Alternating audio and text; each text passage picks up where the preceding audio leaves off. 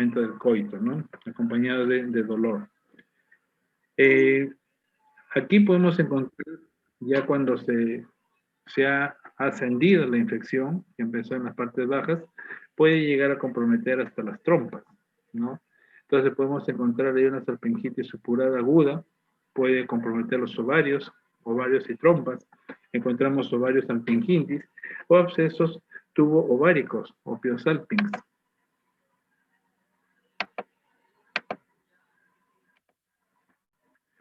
Complicaciones que pueden haber. Ustedes saben que la parte terminal de la trompa uterina, y en donde vamos a encontrar el ovario, es una superficie abierta hacia la cavidad abdominal.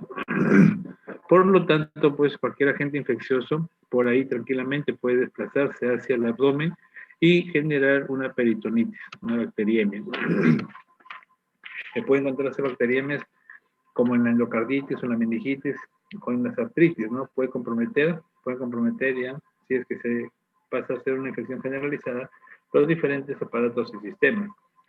Puede llegar en casos y de larga data a producir infertilidad en la mujer, debido a que, producto de la reacción del proceso infeccioso a nivel tubárico, este se va a fibrosar. Ya ustedes saben la respuesta inflamatoria que se da en casos de infecciones agudas, más aún cuando es epitelial. Entonces, ahí vamos a encontrar una fibrosis de la trompa, y eso lleva a que esa luz de la trompa uterina se ocluya, no se produzca la fecundación, y si se produce esta fecundación, pues no tiene pase para ir a implantarse en el útero, debido justamente a las condiciones inadecuadas que puede haber en la trompa. O puede ser una obstrucción tan severa que sencillamente no se llegue a fecundar, ¿no? Entonces también tenemos acá situaciones de ectópico.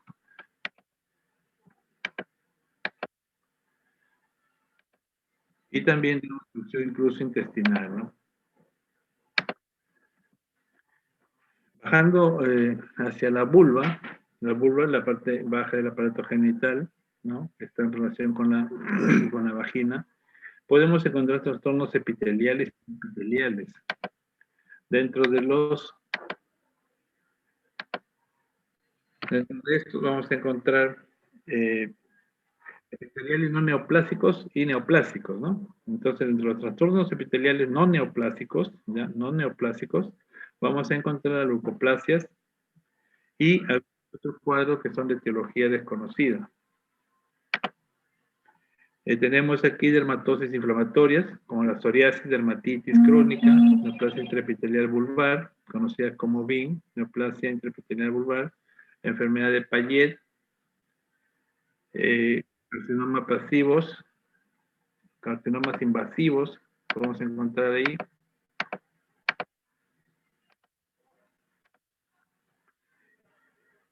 Trastornos epiteliales de etiología desconocida, asimismo, dentro de los cuadros no neoplásicos de etiología desconocida, encontramos líquen escleroso, puede haber hiperplasia de células escamosas asociado a un líquen simple crónico.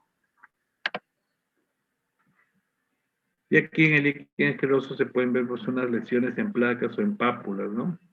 Como se pueden ver ahí, los labios vaginales se vuelven atróficos y rígidos, y el orificio vaginal se empieza a retraer. Esto generalmente se observa en pacientes ya que están alterados sus hormonas, debido justamente a que ya están en fase menopáusica. Al hacer una biopsia vulvar, se puede encontrar un adelgazamiento de la epidermis, ¿no? Y va a haber desaparición de las crestas epidérmicas.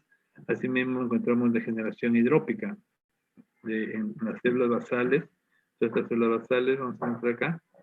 Y, a su vez, vamos a encontrar fibrosis dérmica y leve inflamación crónica perivascular.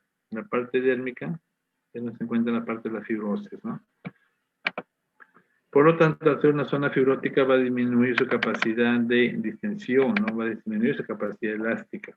De ahí justamente que tenga problemas al momento del coito. Podemos encontrar también hiperplasia de células escamosas o líquen simple crónico. Ahí pueden ver también, se identifica un área de leucoplasia, ¿no? Esa es una blanquecina, ¿no? Mientras que al hacer una biopsia de esto encontramos un engrosamiento epitelial, expansión del estrato granuloso, ¿no? El estrato granuloso, acuérdense que este es el estrato basal, el estrato espinoso, el estrato granuloso, el estrato lúcido y el estrato córneo, ¿no? Aquí generalmente no encontramos queratina, ¿no? Salvo en pacientes añosos en que se puede ver algunas capas escasas. Lesiones esofíticas benignas, podemos encontrar, miren aquí alrededor, todas estas lesiones verrucosas, ¿no? Pueden ser esto, denominadas condilomas acuminados, que son lesiones verrucosas únicas o múltiples en la vulva, o puede ser en el perineo, en la vagina, o estar hacia atrás, hacia la... tenemos que son lesiones exofíticas ramificadas, justamente, ¿no? Vamos a encontrar acantosis, hiperkeratosis y atipias coilosíticas. Eso debido a que las células epiteliales se van a llenar de glucógeno, ¿no? Con núcleos grandes atípicos y tenemos a los perinucleares citoplasmáticos. Por eso que vemos una célula blanquecina o transparente debido al contenido de moco que tiene ahí o de glucógeno y vemos que las células prácticamente parecen hacia un lado, ¿no? Ahora, estas lesiones exofíticas no son necesariamente precancerosas, ¿ya? No son precancerosas. Entonces encontramos, al igual que el condiloma latum, una serie de lesiones exofíticas que son de carácter benigno, como el condiloma latum sifilítico, o también tenemos algunos pólipos fibroepiteliales que podemos encontrar también en la vulva, o acrocordones, son papilomas similares a los que se encuentran en cualquier parte de la piel. Asimismo podemos encontrar papilomas escamosos, lesiones exofíticas cubiertas por epitelio escamoso no queratinizado en la superficie de la mucosa vulvar. Estos papilomas, al igual que las verrugas que hemos visto, pueden ser únicas o múltiples, ¿ya? Y encontramos aquí papilomatosis vulvar, bueno, encontramos en gran cantidad, ¿no? La etiología de estos dos últimos, tanto los pólipos como los papilomas escamosos, es desconocida, ¿no? Como lesiones benignas que son, se extirpan y pueden volver a salir, ¿no? En las pacientes. Ahora tenemos lesiones neoplásicas escamosas. Ahí tenemos en primera instancia la neoplasia intraepitelial vulvar, o conocida en sus siglas BIN, neoplasia intraepitelial vulvar. Tenemos ahí un primer cuadro que es una neoplasia intraepitelial vulvar clásico, que es una lesión in situ, precancerosa. In situ quiere decir que no sale del epitelio todavía, ¿no es cierto? No traspasa la membrana basal. Es más frecuente en edad fértil y presenta los mismos factores de riesgo que una lesión intraepitelial a nivel del cervix, ¿no? Relacionada con infección por virus papiloma humano, sobre todo el tipo 16, también se habla del tipo 18, que son las de más alta virulencia, también de paso, presenta una tipia nuclear difusa, es decir, vista a 400 aumentos, vamos a ver las características celulares de unidad, ¿no? Entonces ahí encontramos atipia nuclear difusa, piñonamiento nuclear, falta de maduración celular y también aumento de la actividad mitótica, ¿no? Vamos a encontrar en múltiples células en plena división celular. Dan origen aquí, estas lesiones pueden dar origen a carcinomas epidermoides vulvares de tipo basaloide, ¿no? O carcinomas que se conocen como carcinomas vasocelulares en la piel, ¿no? Tenemos entonces la neoplasia intraepitelial vulvar, el BIN. Tenemos el BIN diferenciado simple, la segunda variante, que es de etiología desconocida. Se dice que es una transformación maligna del líquen escleroso, ¿no? El cual en este caso se considera como una lesión premaligna, y también de la hiperplasia de células escamosas, ¿no? Pero en este caso suelen ser negativos a la presencia de virus papiloma humano. Ahora, ¿qué vamos a reconocer en este epitelio? Hay una maduración y diferenciación normal de las células escamosas superficiales y hay solo atipia de algunas células basales, ¿no? Entonces ahí pueden verse, miren, las células basales, en donde se puede ver una que otra célula mostrando signos de atipia. El carcinoma epidermoide infiltrante también tiene su variante que es el basaloide y verrugoso, también asociado a virus papiloma humano negativo. Y tenemos el carcinoma epidermoide queratinizante. Este sí está asociado a la presencia de virus papiloma humano. El carcinoma epidermoide queratinizante se caracteriza porque estos pueden ser bien diferenciados, ¿no? Y incluso cuando son infiltrantes, pueden mostrar pues la presencia de formaciones de nódulos de queratina, o las famosas llamadas perlas córneas, ¿no? Perlas córneas. Entonces también tenemos otras neoplasias poco frecuentes, pero de peor pronóstico, como son melanoma maligno vulvar, por ejemplo, ¿no? Ahí tiene. Justamente debido a su grado de malignidad, es que todavía conserva ese nombre, ¿no? El melanoma maligno, que se puede observar en menos 5% de los casos.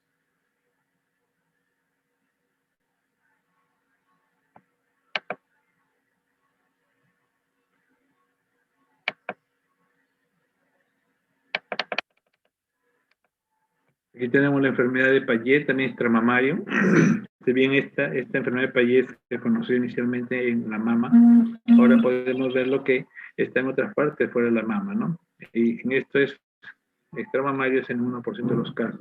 Es como si habláramos de los linfomas, ¿no? Los linfomas, no todos se encuentran en los ganglios, también encontramos extraganglionares, ¿no es cierto? Entonces, ¿qué vemos acá? Vamos a encontrar una proliferación intraepitelial de células malignas en el estrato basal, es decir, acá, miren, en el estrato basal, o en grupos característicamente presentan un halo claro alrededor, que solo están confinados al epitelio, ¿no? Entonces, esta es la enfermedad de Payet. Ojo, es enfermedad benigna, por si acaso, ¿ya? Es una enfermedad benigna. También tenemos enfermedad Payet de tipo maligno. Entonces, acá en este caso tenemos una patología de malformaciones congénitas a nivel vaginal. Puede ser una vagina tapicada o doble, asociado a síndromes genéticos o expansión intrauterina. La exposición justamente a algunos anticonceptivos, ¿no? Como el diestabil estradiol. Podemos encontrar aquí en adenosis vaginal un epitelio endocervical, o quistes del conducto de Gabler, restos del conducto de Wolf, endometriosis derivada del conducto de Müller. Como ven, una serie de padecimientos asociados pues, a algún grado de alteración genética, por lo tanto, malformación congénita. La neoplasia maligna de la vagina, ahí donde tenemos el adenocarcinoma de células claras, que se puede ver claramente ahí la distribución celular, rompiendo la arquitectura normal de las células, que se encuentra constituyendo pues el epitelio de la vagina. Acuérdense que el epitelio es un epitelio estratificado plano, no queratinizado. Macroscópicamente podemos encontrar así una lesión exofítica que incluso está saliendo a través de la vagina, ¿no? En este caso, por ejemplo, es un radiomiosarcoma embrionario o sarcoma botrioide. Dentro de las patologías malignas, es que nos habíamos adelantado el melanoma vulvar. Ahora vamos a la parte interna, ¿no? La parte interna que tiene el fondo de la vagina, vista en una vista de frente. Aquí tenemos la zona de transformación, ¿no? Zona de transformación. Y aquí vemos, pues, la unión tanto del epitelio cervical, un epitelio simple cilíndrico, y con el epitelio exocervical, que es un epitelio estratificado plano, o epitelio escamoso. Y esa es la unión que hay entre ambos, ¿no? Entonces es ahí, a partir de ahí, donde ocurren los cánceres. Y en esta zona, llamada como zona de transformación, ¿no?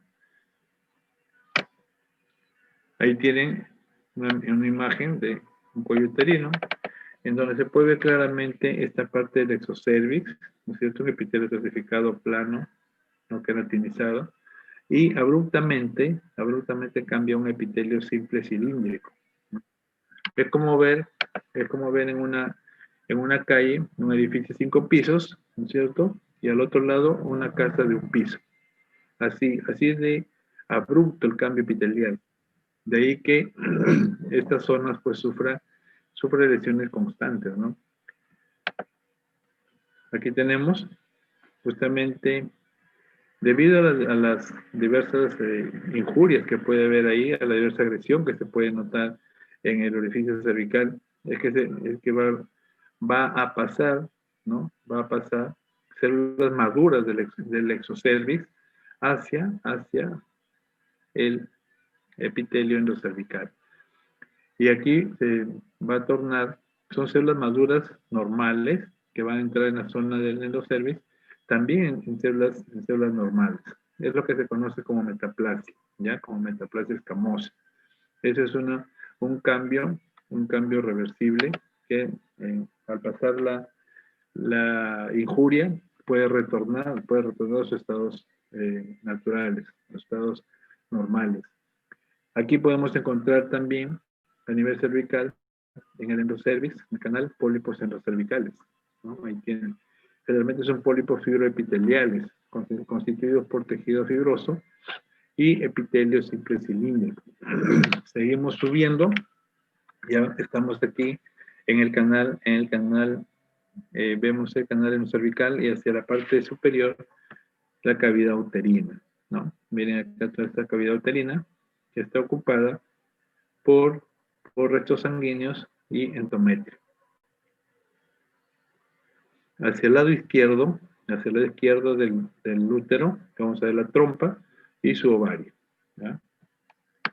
Entonces, este gráfico nos sirve para orientar de acuerdo al ciclo menstrual, ¿ya? Ven aquí los meses, aquí está en fase proliferativa, ¿ya? Y aquí están en su fase secretora, ¿no es cierto? Entonces ya sabemos que la menstruación empieza con el primer día de sangrado.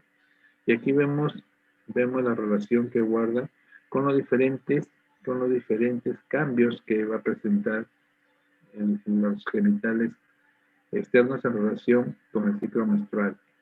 Y estos trastornos hormonales que se van a generar pueden ir desde mitosis glandulares, vamos a ver aquí la tortuosidad de las glándulas, vamos a ver la vacuolización basal del epitelio, vamos a ver la secreción, cómo se encuentran secretando esas glándulas que se encuentran ahí.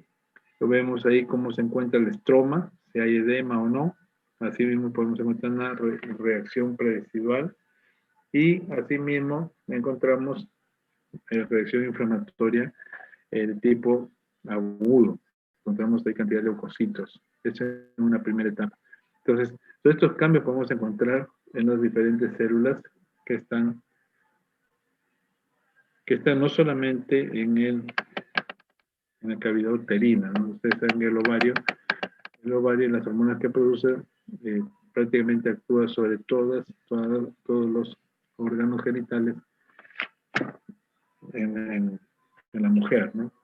Aquí en esta otra imagen podemos ver las glándulas endometriales en su ciclo menstrual, ¿no? Ya sabemos cuando son tortuosas, ¿no? Ahí pueden ver, cuando son tortuosas, estamos en un ciclo secretor, ¿no es cierto? En su fase secretora. Mientras que cuando hay proliferación de una glándula y otra, estamos muy bien en una fase proliferativa. En este otro cuadro, podemos ver los diferentes momentos en que puede presentarse una hemorragia uterina disfuncional. Asimismo, en la pubertad, por ejemplo, en la prepubertad podemos encontrar que hay una hemorragia debido a una pubertad precoz, ¿cierto? de origen hipotalámico, es decir, puede haber alguna lesión a nivel del hipotálamo, o de repente la glándula hipófisis, o de repente el mismo ovario. Acuérdense que la glándula hipófisis actúa sobre los ovarios, ¿no? Y la glándula hipófisis está íntimamente relacionada con el hipotálamo, a través del tallo hipotálamo hipofisiario. Eso es en la etapa prepuberal, ¿no es cierto? En la adolescencia, puede que la paciente presente ciclos anovulatorios.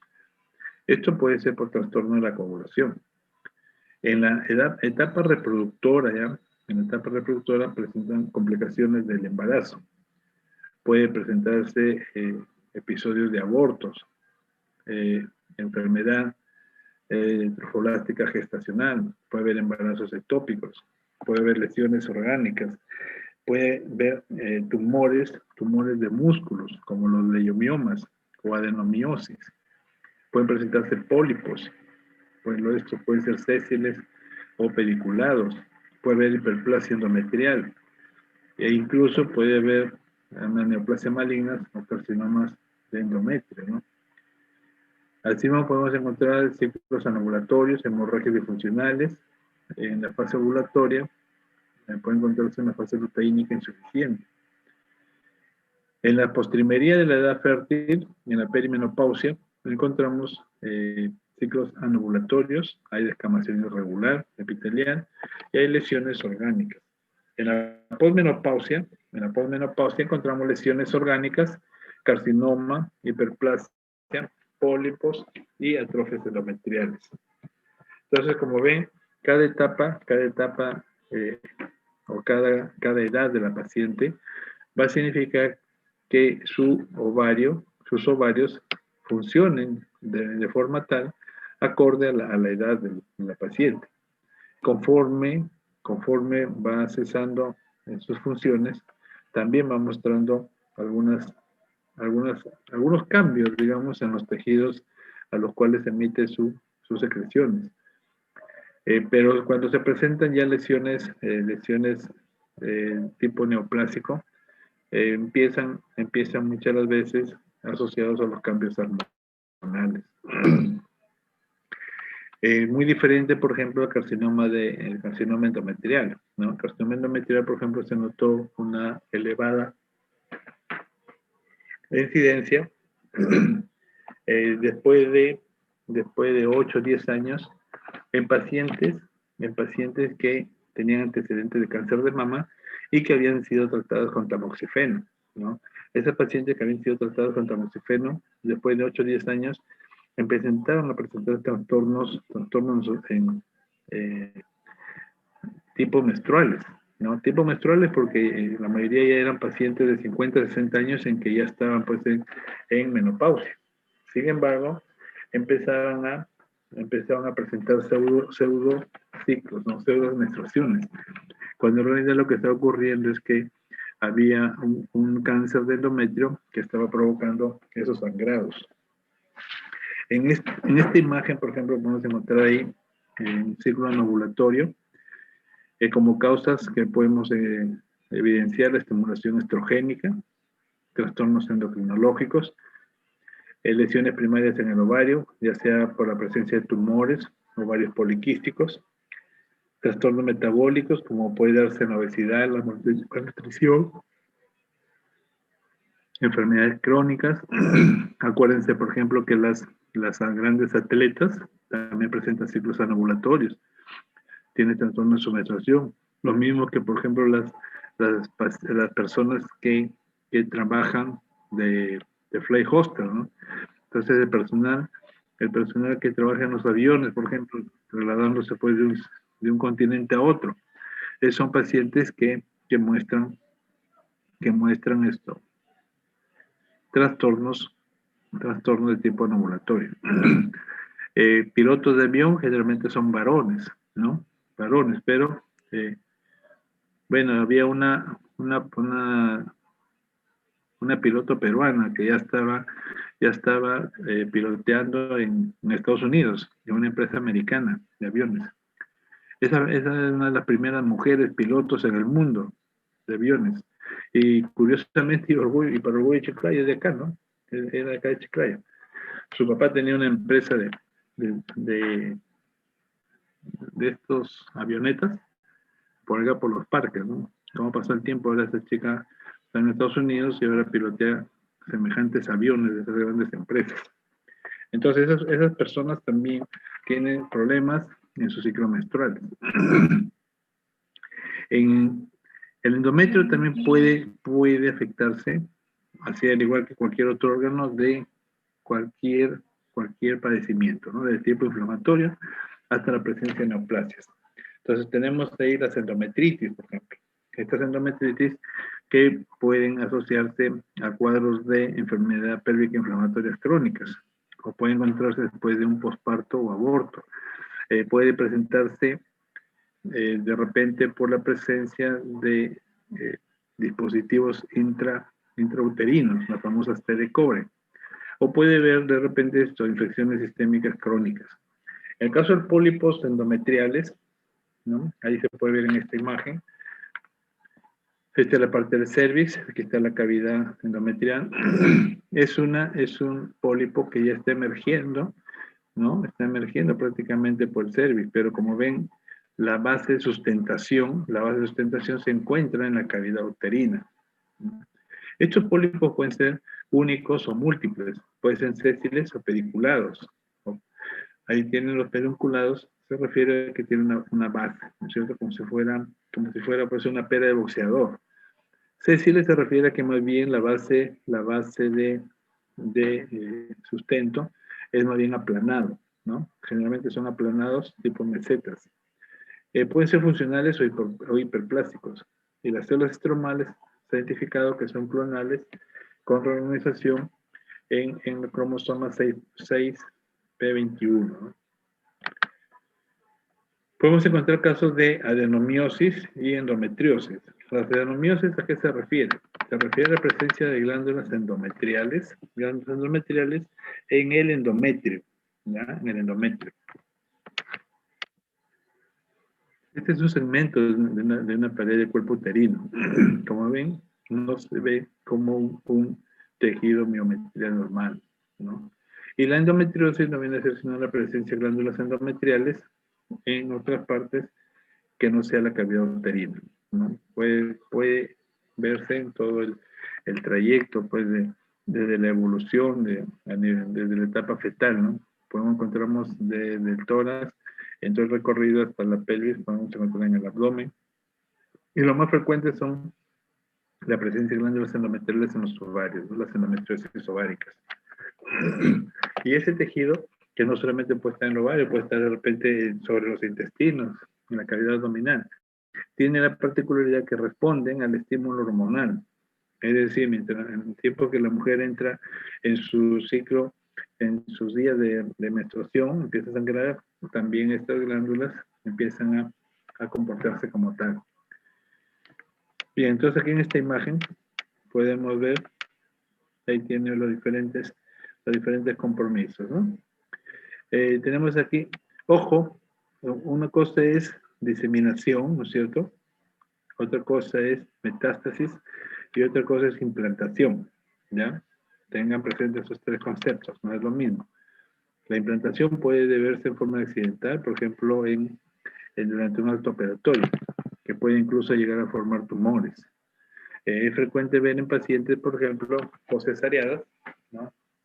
Pacientes poscesariadas que al poco tiempo aparecen con un bulto en la parte inguinal. Entonces, al extirpar ese tumor, se encuentra que es un tumor de glándulas endometriales. Entonces, ¿qué pasó ahí? ¿Qué pasó? Que durante las cesáreas, porque presentan este antecedente, por la misma manipulación, puede que hayan llegado algunas de esas glándulas endometriales a esa zona y ahí empiezan a proliferar. Y como no es su zona de hábitat normal, digamos, el propio tejido también empieza a reaccionar, ¿no? Formando de tal forma un tumor endometrial con una marcada reacción propia tisular de la zona. Ahora, ¿qué cuadro clínico, o qué van a ver ustedes en las pacientes? Se observa dismenorrea intensa, puede haber dispareunia, puede haber dolor pélvico, e incluso esto puede asociarse a algunas funciones orgánicas como al defecar o al orinar, ¿no? Puede presentar trastornos menstruales, ciclos menstruales irregulares y la infertilidad. Puede desarrollarse así mismo cánceres, ¿no? Y aquí se tiene como teoría de justamente esta metriosis, la metastásica y la metaplásica, ¿no? Entonces, eh, pero de por sí, por si acaso, de por sí la endometriosis no significa que sea un cáncer, ojo, ¿ya? No significa que sea un cáncer. Entonces, si tenemos esa concepción, mal haríamos en referirnos a una metástasis, ¿no es cierto? Entonces, una hiperplasia endometrial o neoplasia intraepitelial, podemos encontrar asociación con estímulos estrogénicos prolongados, en caso de ovulación, producción aumentada de estrógenos, endógenos o exógenos. En caso de obesidad, enfermedad poliquística ovárica, tumor de células de la granulosa o hiperplasia estromal cortical. Entonces, en el endometrio, las hiperplasias se clasifican como hiperplasia simple sin atipia y hiperplasia simple con atipia. Y las hiperplasias complejas sin atipia e hiperplasias complejas con atipia. En esta imagen, una hiperplasia simple sin atipia o hiperplasia quística, vemos ahí las glándulas endometriales de diferentes tamaños e irregulares. Como se ve, hay dilatación quística y más bien parece un endometrio proliferativo. Se dice que 1% de estos casos va a progresar a un adenocarcinoma.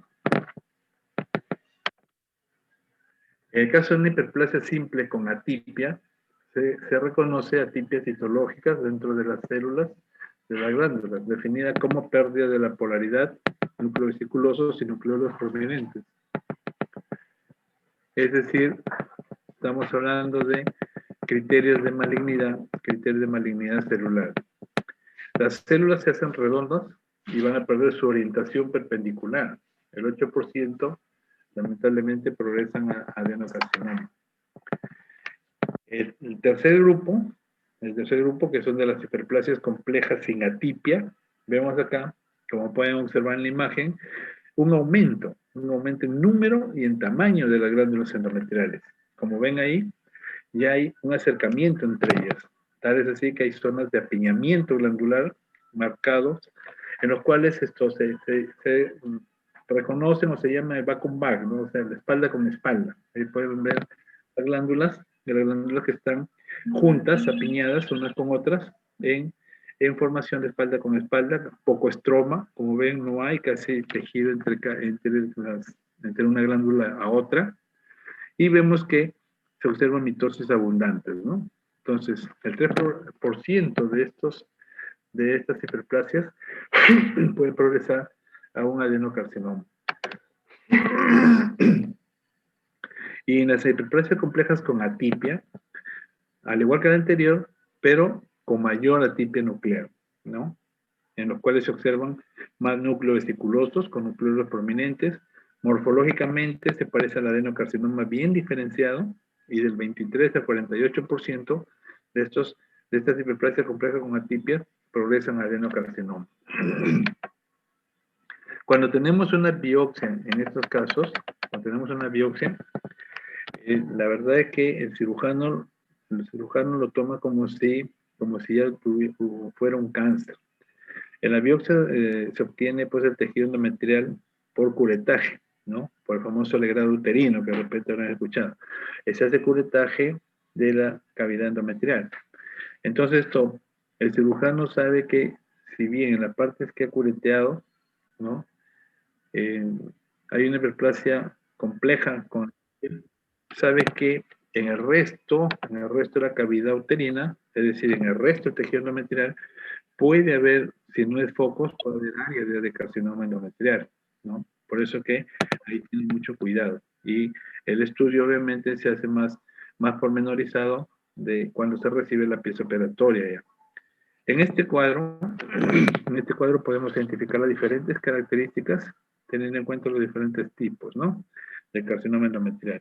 Ahí las clasificaciones se ha hecho obedeciendo a una serie de criterios como son la edad, ¿no? Tipo 1, 55 a 65 años, tipo 2, 65 a 75 años, la clínica, tipo 1 asociado a cuadros de obesidad, hipertensión, diabetes. En el tipo 2, más bien vamos a encontrar un endometrio atrófico con una capa delgada.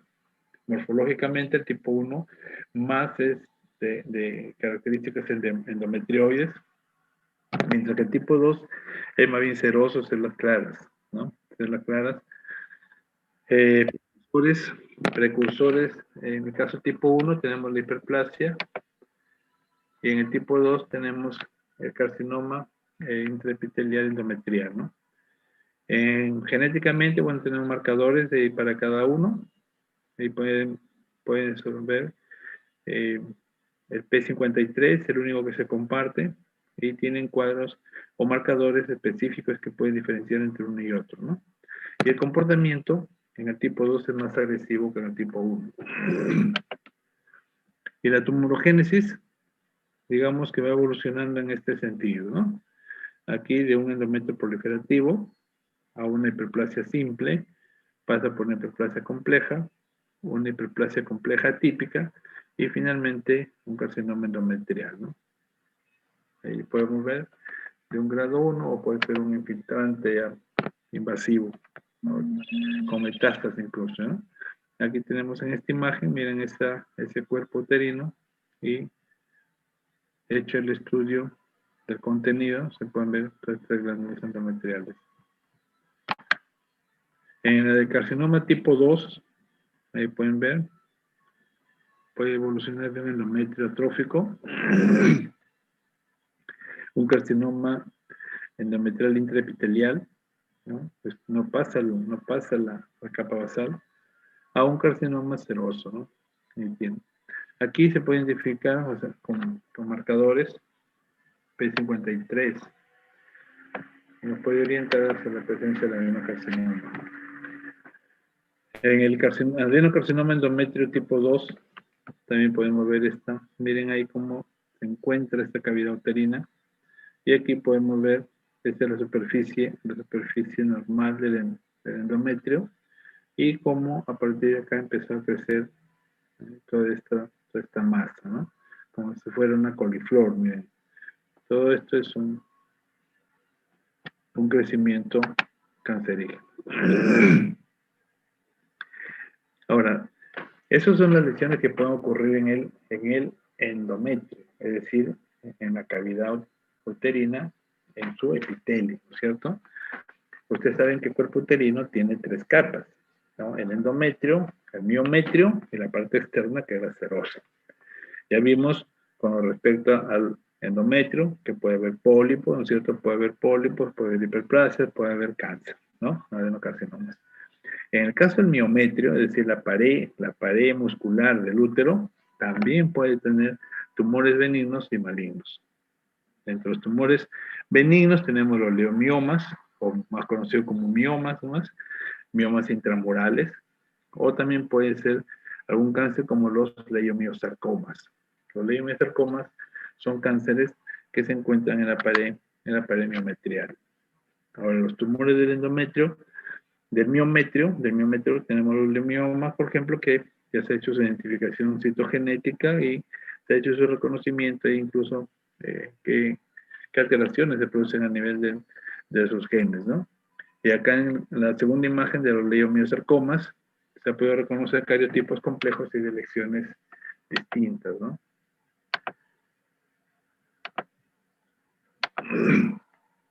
Las trompas de falopio, ya habíamos mencionado, también pueden ser afectadas por algunos cuadros que lamentablemente pueden llevar a esterilidad, ¿no? Como son inflamaciones, por ejemplo, más frecuentes producidas por gonococo, clamidia y tuberculosis, pueden presentarse quistes y tumores. Ahí tenemos en esta imagen, miren ahí, estos son ovarios con una cantidad de tumores alrededor, o aquí en este cuerpo folicular, un solo quiste ahí. O por acá podemos ver pues un cuerpo amarillo,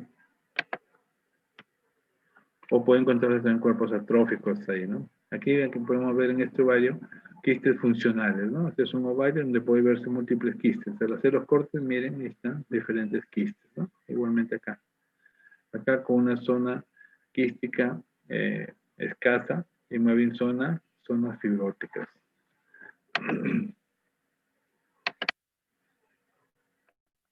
Ahí, aquí para que tengan una idea, justamente de la distribución de estos quistes y su relación a cada uno de los componentes del ovario, ¿no? Los quistes de inclusión y endometriosis podemos encontrar en el ovario. Ahí tienen, en su pared, podemos encontrar ahí glándulas endometriales, ¿no?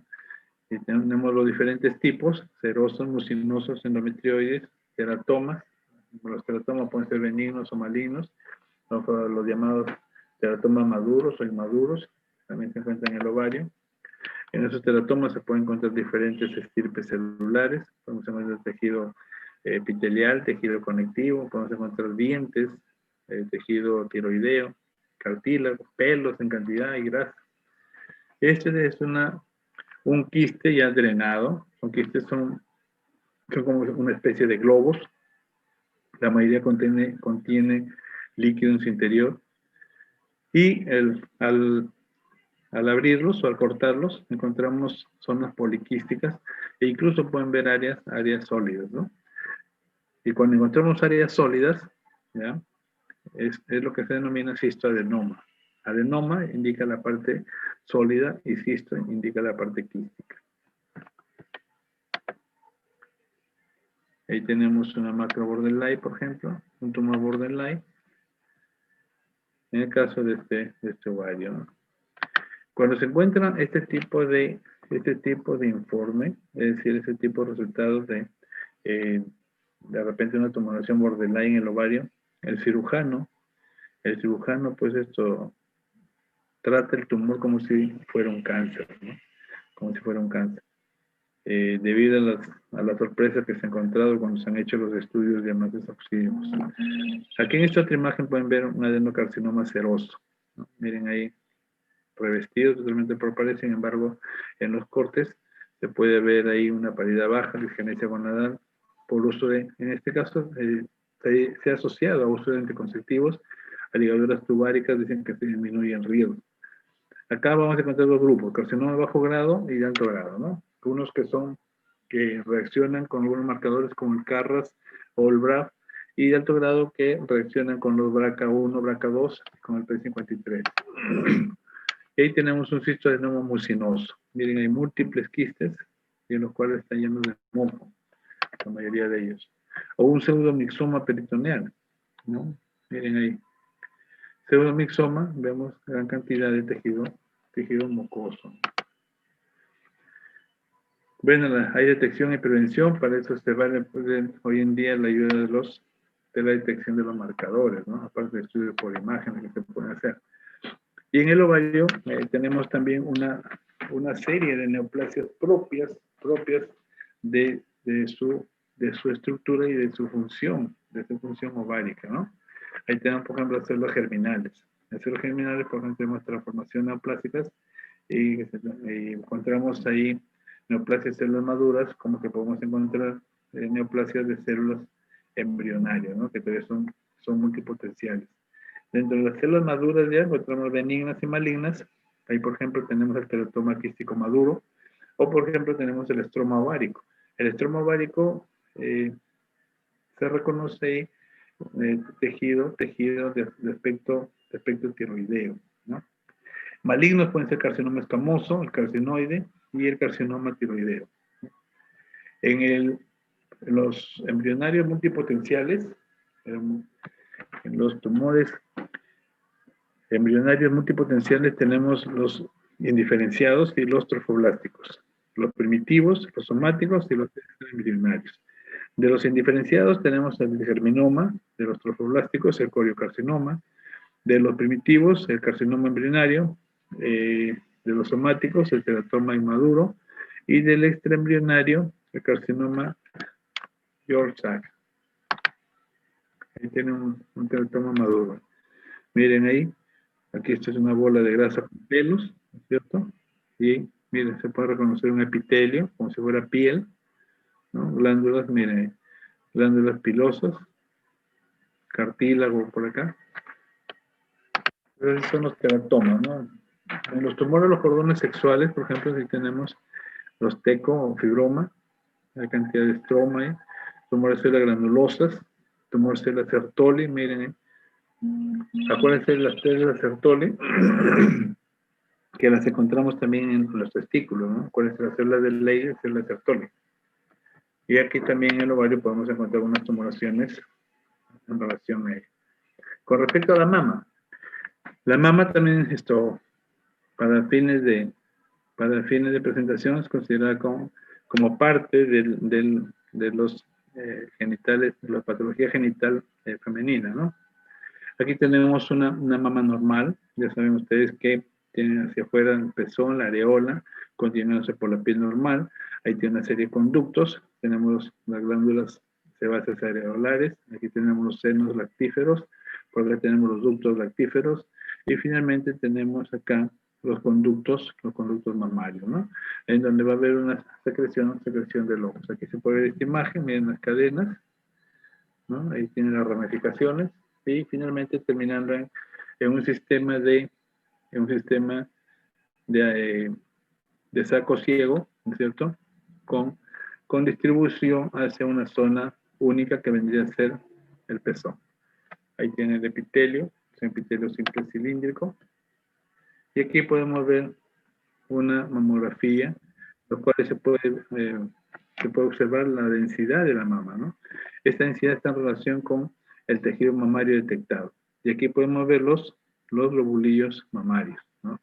Entonces, tener en cuenta eso, y aquí su distribución anatómica, ¿no? Aquí con respecto a la parrilla costal, los pectorales mayor, la grasa y los diferentes lobulillos, es muy importante reconocer, sobre todo cuando se hace mención a la historia de las cirugías mamarias. Antes, cuando se extirpaba la mama, se sacaba con todo y parrilla costal prácticamente, ¿no? Con todo y parrilla costal relacionada con la mama. Posteriormente se dejó las costillas y después se sacaban todos los pectorales. Hoy en día se respeta los pectorales y se saca toda la mama completa con prolongación axilar. Sigue continuando la evolución y actualmente pues se tiene en cuenta solamente las tumorectomías, ¿no? Es decir, sacar solamente la parte del tumor bien definido. Entonces ahí tenemos las diferentes lesiones que se pueden producir en las diferentes partes de este tejido mamario. Desde quistes, adenosis eclosantes, papilomas ductales pequeños, hiperplasias atípicas, carcinomas, fibroadenomas, entonces ectasias ductales, todas las patologías que se hacen mención, ¿no?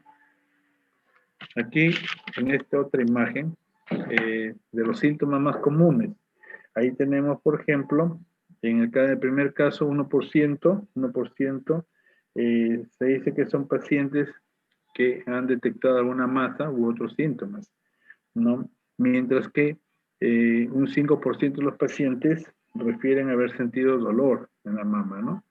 Mientras que el 12% ha mostrado una masa palpable, ¿no? Una masa palpable. Y algunos pacientes que han referido descarga o secreción por el pezón, que es un 7% de estos pacientes también, ¿no? Todo esto dentro de la clínica mamaria.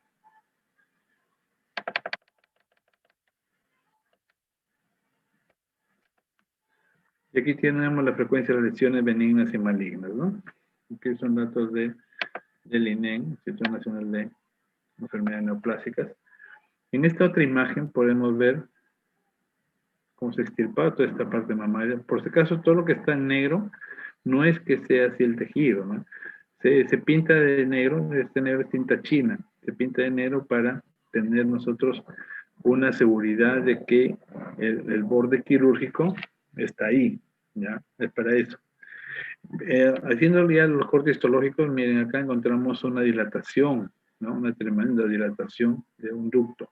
Entonces, la dilatación de los conductos, espesamiento de las secreciones, ¿no? Espesamiento de las secreciones mamarias y una marcada reacción inflamatoria granulomatosa, que es lo que se va a ver alrededor, crónica periductal e intersticial, así como fibrosis incluso alrededor. Aquí mismo tenemos una presencia de una mastitis granulomatosa, ahí tiene una célula multinuclear gigante, miren, una reacción inflamatoria severa, hay linfocitos por todos lados, aquí célula multinuclear gigante, y por acá una necrosis grasa, ¿no? Miren ahí. Alteraciones fibroquísticas también se pueden presentar con cambios morfológicos, puede haber un cambio quístico como metaplasia apocrina, fibrosis y adenosis, ¿no? Como se pueden ver ahí en esa imagen. Y los famosos fibroadenomas, que son tumores benignos que se observan generalmente en pacientes jóvenes, ¿no? Pacientes jóvenes, constituido pues por tejido fibroso, ¿no? Tejido fibroso que finalmente termina aplastando los diferentes ductos de la mama. Otro, debemos saber, hacer mención es el tumor filodes, ¿no? El tumor filodes, miren, empieza a crecer así como coliflor, ¿no? Y se pueden ver esas células. Como les dije, tumor filodes hay benigno y hay uno que es maligno, ¿no? Aquí en este caso tenemos una hiperplasia ductal sin atipia, pueden ver, ahí pueden ver el ducto. Acá una hiperplasia ductal con atipia ya, entonces ven aquí en célula mayor aumento y se puede ver los cambios celulares atípicos de cada una de las diferentes células, ¿no? También podemos encontrar en la mama papilomas, ahí tienen, miren, este es un pedículo, ¿no es cierto? Es un pedículo y ahí está el crecimiento, como si fueran papilas, ¿no es cierto? Como si fueran dedos.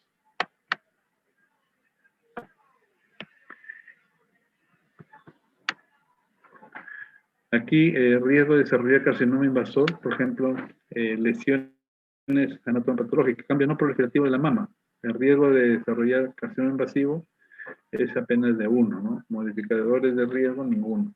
Mastopatía proliferativa sin atipia, de 1.5 a 2, mayor riesgo con antecedentes familiares. Lo que se observa más de desarrollo de un carcinoma invasor es cuando hay un carcinoma in situ, ¿no? Del 8 a 10, asimismo, tratamientos con tamoxifeno, o mastectomías bilaterales, tratamientos, aparte de tamoxifeno, cirugías para erradicar la lesión y la radioterapia. En esta otra imagen, para mostrar pues la incidencia del cáncer de mama, ¿no? Aquí comparando con otros tipos de cánceres. Bueno, como estos datos son del INEM. Y factores de riesgo sin diagnóstico previo de una neoplasia in situ. Y acá, raros o no comprobados, ¿no? Entonces, sin diagnóstico previo de un carcinoma in situ, tenemos, por ejemplo, la edad, la menarquia, a los 11 años, primer nacimiento vivo antes de los 20 años, contra mayores de los 35, familiares de primer grado con cáncer de mama, biopsias con hiperplasia típica y la raza, ¿no? Se dice que hay razas con predisposición, de tal forma que, por ejemplo, las europeas tienen mayor predisposición, más que las latinas. Por eso que por allá, por ejemplo, se hacen un mapeo genético, ¿no? Acuérdense que la actriz Angelina Jolie, por ejemplo, se hizo un estudio genético y ella mostraba proliferación, o tendencia, predisposición para hacer cáncer de mama. ¿Qué hizo? Se practicó la mastectomía bilateral profiláctica, ¿no? Se extirpó las dos mamas con el fin de evitar que pueda padecer en algún momento de cáncer de mama. Y pues se ha puesto sus prótesis y puede ser su vida normal, ¿no?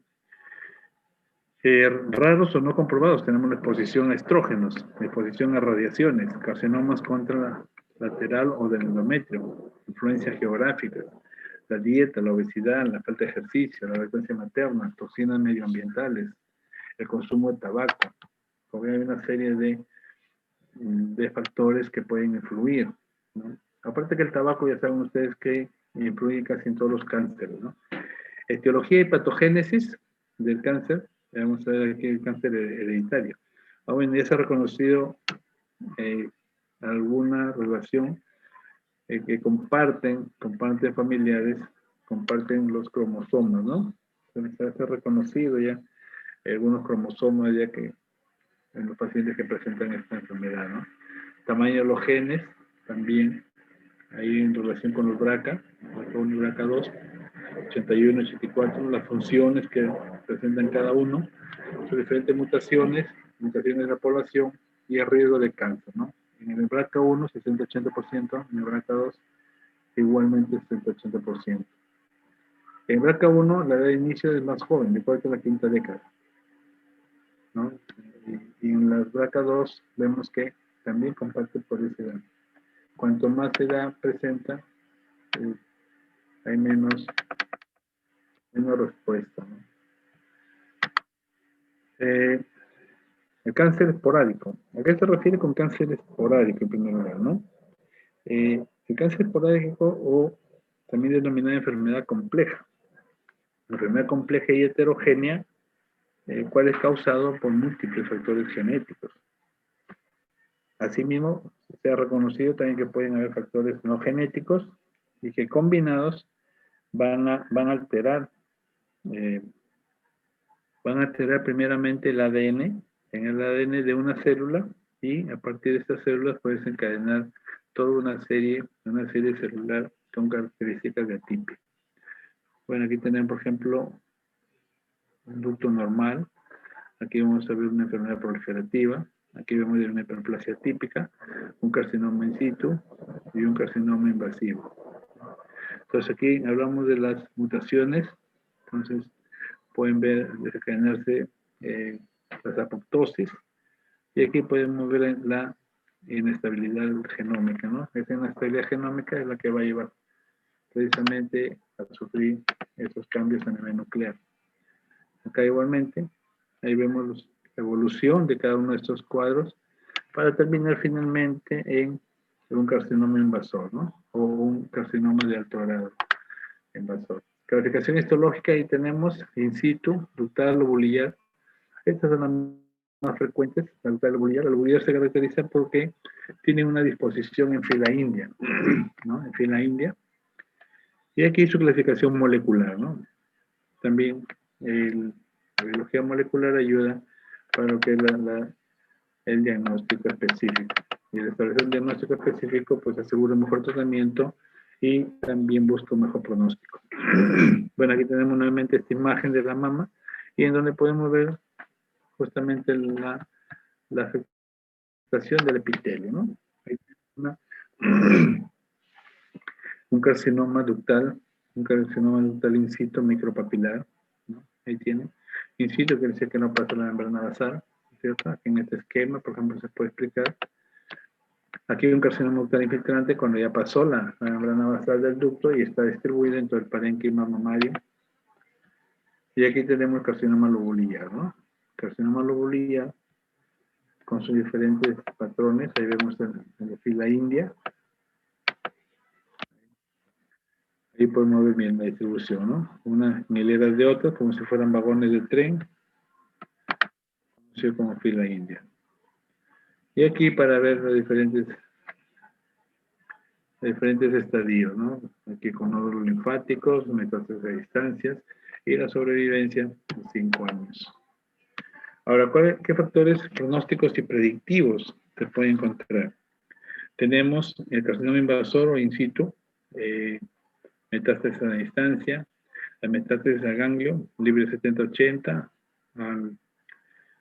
a 10 años, o de repente de un ganglio a 3 ganglios, en 35-40%, y con más de 10 ganglios, 10 a 15, más ganglios centinela.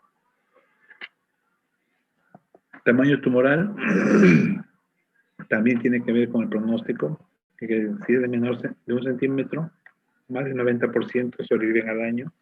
Si es más de 2 centímetros, 77% sobrevida. Enfermedad localmente avanzada, carcinoma inflamatorio, sobrevida a 3 años, de 3 a 10%. Y también esto evalúa el estado clínico, ¿no? Los factores pronósticos y predictivos menores tenemos subtipo histológico, grado histológico, receptores de estrógeno, progesterona, el ER o el NEO, invasión linfovascular, o sea, las metástasis que puede haber tras la proliferación, contenido de ADN, respuesta al tratamiento neoadyuvante, el perfil de expresión genética.